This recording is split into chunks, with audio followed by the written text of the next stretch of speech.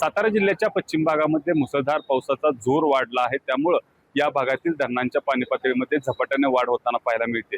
कोयना धरणामध्ये तब्बल चौथ्यांदा मोठ्या प्रमाणावर पाण्याचा विसर्ग हा कोयना नदीपात्रामध्ये करण्यात आला आहे, त्यामुळे या भागामधलं जनजीवन देखील विस्कळीत झाल्याचे चित्र पाहायला मिळते।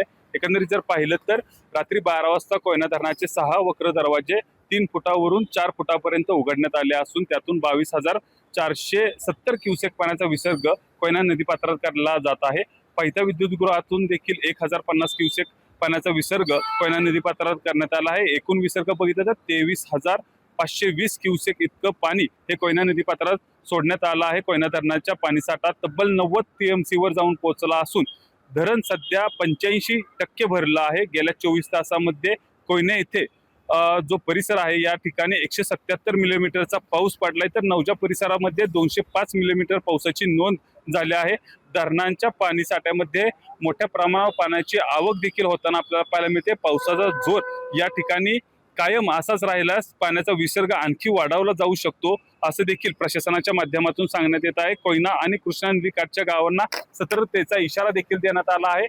सध्या जर पाहिलं तर मोठ्या प्रमाणावर या भागामध्ये पाऊस सुरू आहे, त्यामुळं या भागातील जनजीवन विस्कळीत झालं आहे। त्याचबरोबर जे कोयना काठची गावं आहेत यामध्ये देखील सतर्कतेचा इशारा प्रशासनाच्या माध्यमातून देण्यात आला आहे। कॅमेरामन ओमकार सह वैभव बोडके, सातारा। एबीपी माझा, उघडा डोळे बघा नीट।